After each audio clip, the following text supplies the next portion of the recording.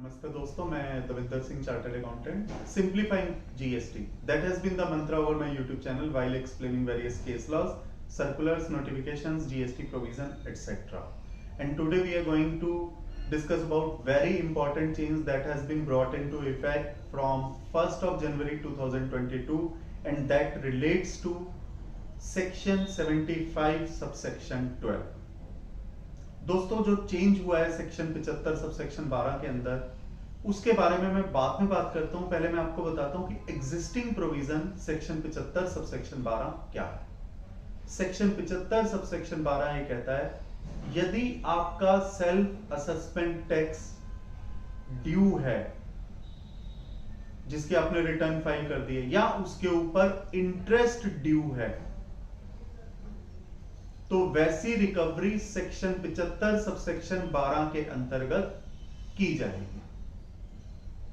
और 75 सबसेक्शन 12 में कोई नोटिस देने की जरूरत नहीं है, सीधा रिकवरी सेक्शन 79 के अंतर्गत की जा सकती है। ये एग्जिस्टिंग प्रोविजन है। यदि आपका टैक्स ड्यू है, सेल्फ असेसमेंट टैक्स ड्यू है, यदि आपका सेल्फ असेसमेंट टैक्स ड्यू है या इंटरेस्ट ड्यू है, ऐसी रिटर्न पर जो आपने सेक्शन 39 के अंतर्गत भरी है, जनरल केसेस 3 भी यदि आपने फाइल किया और आपका सेल्फ असेसमेंट टैक्स ड्यू है, या आपका कोई इंटरेस्ट है जो ड्यू है, तो उसकी रिकवरी सीधा सीधा बिना नोटिस दिए सेक्शन 79 के अंतर्गत की जा सकती है। ऐसा सेक्शन 75(12) में पहले से लिखा हुआ है। यहां पर जबकि मैं एक पोर्टल की बात भी आपके साथ शेयर करना चाहूंगा। चाहे एक्ट में बात लिखी हुई है, बट पोर्टल तो हमें रिटर्न फाइल ही नहीं करने देता यदि मेरा टैक्स ड्यू है।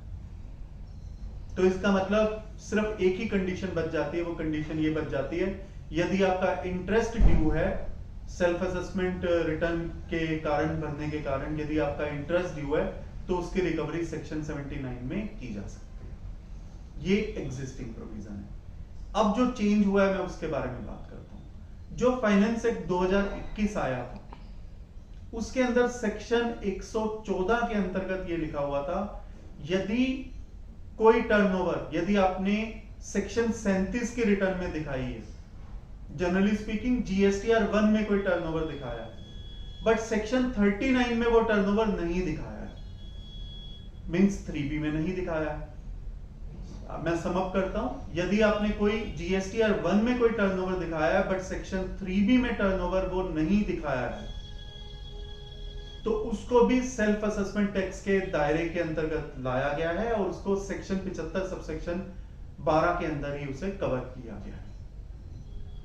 अर्थात यदि आपने कोई टर्नओवर जीएसटीआर 1 में दिखाया है, बट आपकी जीएसटीआर 3B में डिफरेंट टर्नओवर है, लेसर टर्नओवर है, तो जो भी डिफरेंस है उसको भी सेल्फ असेसमेंट टैक्स के अंतर्गत लाया गया है और उसकी रिकवरी भी डायरेक्टली सेक्शन 79 के अंतर्गत की जा सकती थी, यदि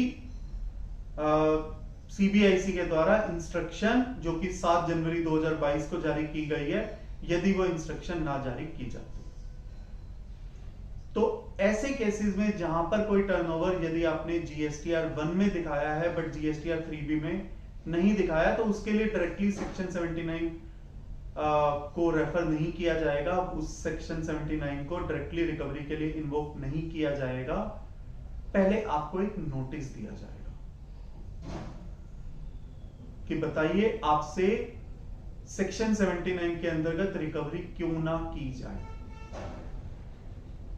जिसका आपको जवाब देना होगा। अब ऐसे क्यों डिफरेंसेस हो सकते हैं? There can be many reasons. First reason, assume कीजिए कि आपने जीएसटीआर 1 भरी और गलती से आपने 10 लाख के टर्नओवर को 1 करोड़ रुपए लिख दिए और आपने जीएसटीआर 1 अपनी भर दी। बट जब जीएसटीआर 3B भरने की बारी आई, तो आपको पता चल गया कि एरर हो गया, जीएसटीआर 1 में टर्नओवर गलती से 1 करोड़ रुपए चला गया, जो कि एग्जिस्टिंग या ओरिजिनल जो टर्नओवर था वो सिर्फ 10 लाख रुपए। तो जब आप जीएसटीआर 3B भरेंगे तो आप 10 लाख रुपए के हिसाब से टैक्स जमा कराएंगे, तो आपका डिफरेंस हो गया। जीएसटीआर 3B में टर्नओवर गया 10 लाख, जीएसटीआर 1 में टर्नओवर गया 1 करोड़ रुपए, 90 लाख रुपए का डिफरेंस है। अब यदि इस डिफरेंस को देखा जाए, तो आप जीएसटीआर 1 तो अब अपनी रिवाइज कर नहीं सकते, बट अगले महीने में आप जीएसटीआर 1 में इस इनवॉइस को अमेंड कर सकते हैं। तो यदि डायरेक्टली रिकवरी प्रोविजंस होता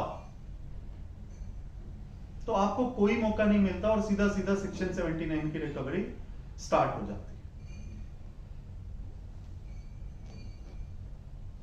बट ऐसे केस से बचने के लिए, क्योंकि जेन्युइन केस हो सकता है, तो ऐसे केस से बचने के लिए एक नोटिस यदि आपको मिलेगा तो आप अपनी साइड को जो है वो डिफेंड कर सकते हैं, अपना साइड डिपार्टमेंट के सामने रख सकते हैं कि गलती होगी, मिस्टेक हो गई, गलती से 10 लाख को 1 करोड़ रुपए दिखा दिया, तो सीधा रिकवरी प्रोविजन पे जाने की जरूरत नहीं है।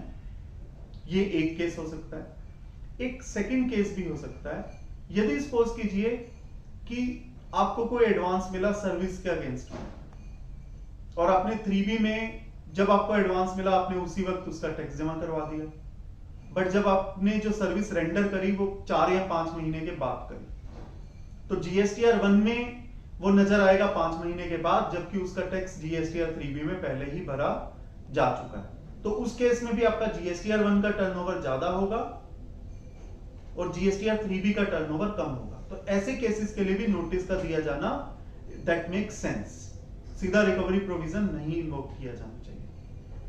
अब ये जो इंस्ट्रक्शन जारी की गई है 7 जनवरी 2022 को, इसमें लिखा गया कि आपको एक नोटिस दिया जाएगा, बट इस इंस्ट्रक्शन में ये नहीं लिखा हुआ कि उस नोटिस का फॉर्म क्या होगा, उस नोटिस के कंटेंट क्या होंगे, क्योंकि अगर हमें सेक्शन 73 या 74 में नोटिस दिया जाता है तो वो नोटिस DRC 01 में दिया जाता है, बट क्या सेक्शन 75 सबसेक्शन 12 के लिए भी DRC 01 दिया जा सकता है?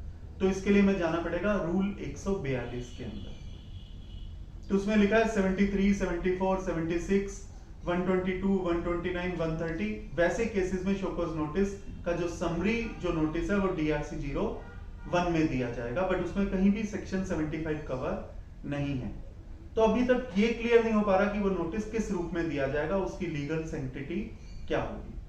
सेकंड एक बात है, यदि सपोज कीजिए सेक्शन 75 सब सेक्शन 12 की रिकवरी करनी भी है सेक्शन 79 के प्रोविजंस को इन्वोक करते हुए, तो एक असेसी के पास अपील डालने का समय होता है 3 महीने का, जो कि सेक्शन 107 में प्रोवाइड किया गया CGST एक्ट।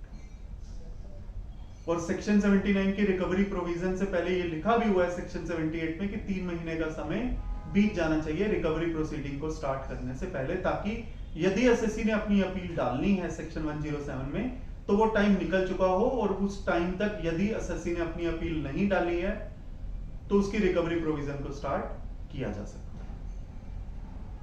तो इस केस में भी क्या सेक्शन 75(12) के लिए भी क्या 3 महीने का गैप दिया जाएगा ऑर्डर के बाद, और यदि ऑर्डर दिया जाएगा तो वो किस फॉर्म में होगा? तो ऐसे काफी सारे प्रश्न भी बाकी हैं। सिर्फ सेक्शन 75(12) में चेंज होना एनफ नहीं है, नोटिस किस फॉर्म में दिया जाएगा, ऑर्डर किस फॉर्म में होगा, क्या 3 महीने का गैप दिया जाएगा? यदि आप मेरे व्यू से चलें, यदि आप मेरा व्यू माने, I may be right, I may be wrong, तो मेरे हिसाब से 3 महीने का समय और ऑर्डर दोनों ही चीजें जरूरी है, और government should come forward, CBIC should come forward, GST council की रिकमेंडेशन पे ये डिसाइड किया जाना चाहिए कि नोटिस किस फॉर्म में दिया जाएगा और इसका पूरा प्रोसीजर क्या रहेगा, इसके लिए सर्कुलर जारी किया जाना चाहिए। मुझे उम्मीद है जो ये सेक्शन 75 सब सेक्शन 12 का जो चेंज फॉर्म है जो इफेक्ट में आ चुका है 1 जनवरी 2022 से, इसके ऊपर जो मैंने डिस्कशन आपके साथ करी है, ये डिस्कशन आपके प्रोफेशनल एंडेवर्स के लिए, और यदि आप बिजनेसमैन हैं तो आपके बिजनेस एंडेवर्स की अंडरस्टैंडिंग के लिए ये डिस्कशन यूजफुल साबित होगा। धन्यवाद।